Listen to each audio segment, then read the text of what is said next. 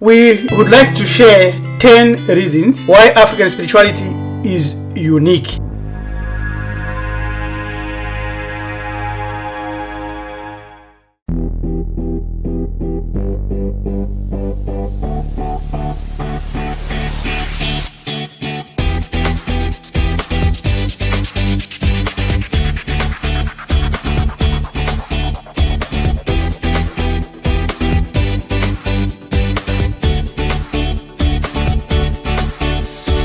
To start by looking at Bantu perspective, which is a unique approach within our understanding that connects us with nature through a holistic worldview that is not present within Islam, Judaism, and Christianity, because they evangelize and they seek converts and they want to convince anyone to leave their way of belief and religion to come and join them in worshipping another deity which is not theirs, because they think their own deity is superior.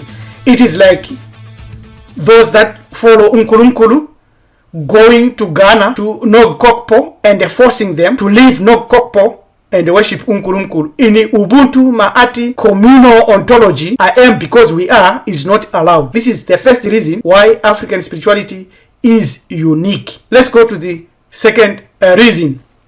The second reason has a lot to do with our Bantu identity and our spirituality, which is our power, where we have the universal belief that as melanin dominant human beings and African in our spirituality, our identity has a restorative paradigm through which our practices connect us to a sense of venerating the departed that connects us to the chasm via the practices and close to the unknowable, not a spirit, not a being, creator. Other religions, they tell you that God is a man, there are three, and God is a spirit or unknowable spirit. Ours, we say the creator, the real unknowable creator, is not a spirit or a being. Number two, the historical development. It is very clear that all these other religions have a timeline on when they started and when they were formed. When you come to African spirituality, we do not have a specific date of origin.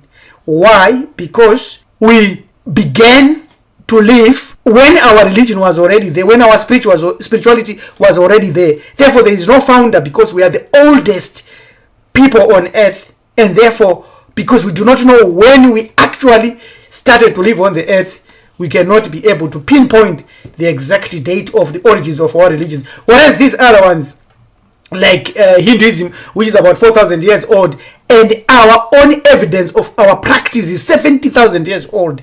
So already we are blasting them out of the waters, and they do not even exist in our sphere of societal belief system and our spirituality. It is very clear, because of this evidence, that it is documented when they started, the roles of people, the roles of individuals, the names of founders. Therefore, these are man-made religions. Anyway, number three, they have holy books, and there is a process that is known of how these holy books came about. For Christianity, it is clear that the Catholics played a bigger role. It is the popes that compiled this book and named it the Bible. Pope Siricius was the first to call these sacred books the Bible. And also, Tertullian formulated the Trinity.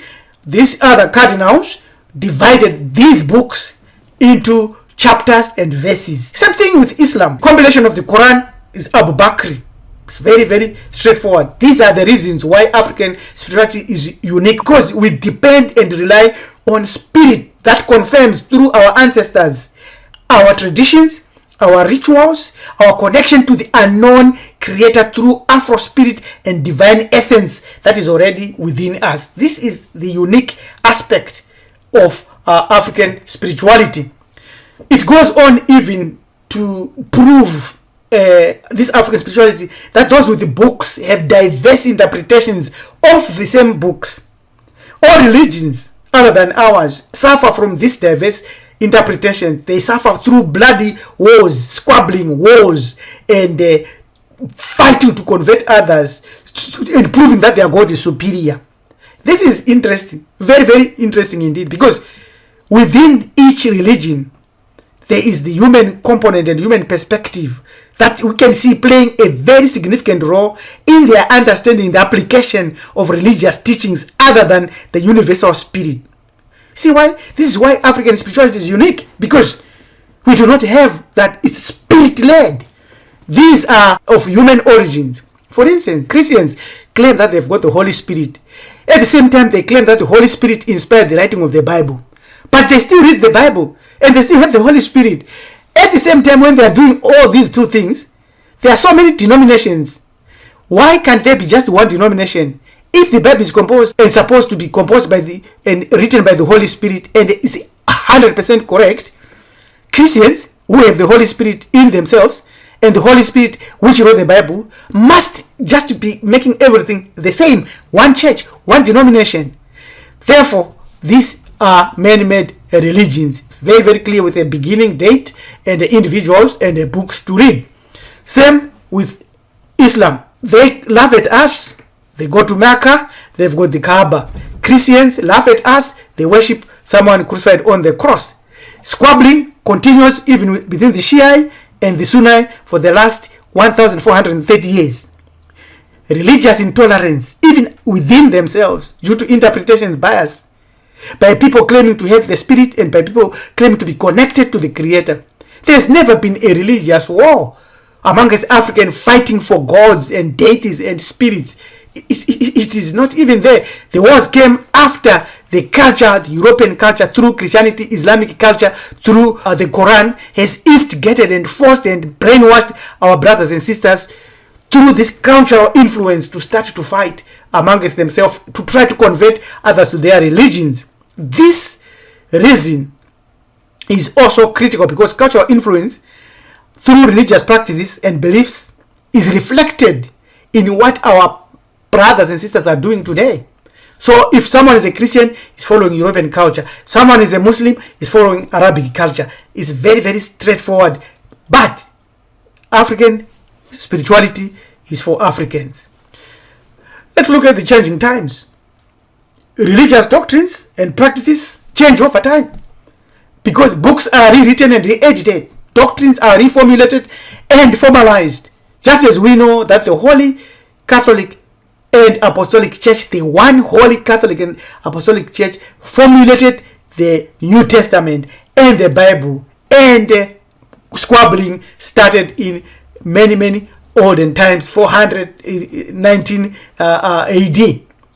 Also, in the Hellenistic world, where this religion came from, Christianity, Islam, and Judaism, there were philosophies that the Greeks were pushing. Apocalyptic Judaism came through the Synoptic Gospels, where they say Jesus was a prophet and a Messiah. Wrong interpretation. And Paul was following Rabbinic Judaism, was saying Jesus was the wisdom of God. And the Middle Platonism gave the idea that Jesus is the pre-existent logos, or the word. You know, John 1:1, in the beginning there was the word was with God. I've seen a lot of people becoming philosophical about it. It's Platonism, straightforward in the Gospel of John. So this syncretism and changing over time and moving with the times after Gnosticism and all these is very, very clear that they were following changing social, political, and intellectual landscapes of that time, demonstrating again the human origin and the compilation of their religion, including the Trinity, which was formalized by others like Tertullian well after the events that they are supposed to mimic. Theological debates continues even throughout Islamic history. There have been theological debates and reinterpretation of Islamic doctrines from the time Abu Bakr started to compile the Quran. You can read early Islamic theology, the Mutarazites and Al-Ashari, the arguments that occurred between the Sunni and Shia, the split that occurred because of the theological debates and arguments and disagreements that occurred. Let's look at number 7, contradictions and inconsistencies. It is very clear that the Quran is full of contradictions and errors.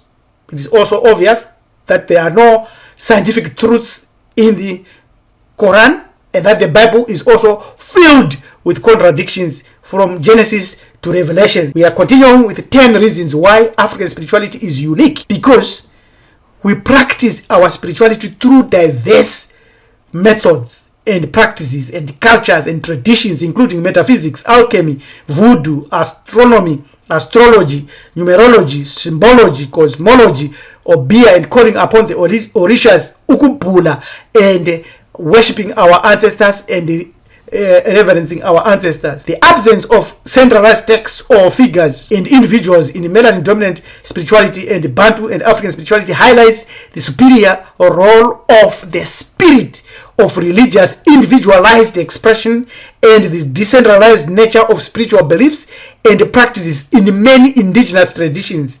It suggests that not all religious traditions adhere to the same specific pattern of origin and development seen in major monotheistic religions, further underscoring the human diversity in religious expression and experience within our African spirituality. Very, very important. These are the 10 reasons why we say African spirituality is unique, because of geographical distribution. So if you were born in Israel, you'll be a Jew. If you were born in Saudi Arabia, you'll be a Muslim. If you were born in India, you would be a Hindu. If you were born in some other country like America, you will be a Christian. Your faith is not inspired by some divine constant truth, but by geography. Whereas prehistoric African religions are mind-blowing because they are unique and they are old, and they still continue with the same general pattern. No squabbling, no fighting. Each one will do that which is specific to his spirit, because we have got the spirit of our belief system inside us. We go to number 9 on the 10 reasons why African spirituality is unique. Religious syncretism is the blending of religious beliefs and practices with those of other traditions. As we see and we have noticed all over the earth, all book religions have done that. They have borrowed from ancient Kemet, they have borrowed from Sumer, they have borrowed from Babylon, borrowed from India, borrowed everywhere, and compiled their book, and now they come and say, this is a holy book, while at least we know that they have borrowed from different sources. Same like the origin of the virgin birth, also supported in the Quran, supported in the Bible, supported by Christians, by Muslims. It was already known in ancient Kemet, and now comes in the New Testament as the Holy Spirit, Virgin Mary, Mary Magdalena. What is we know is Nephites, Ausari, Isisu, and the resurrection and the ability that was put in them after Ausari had passed on to give birth and to seed Horesu. Very, very straightforward.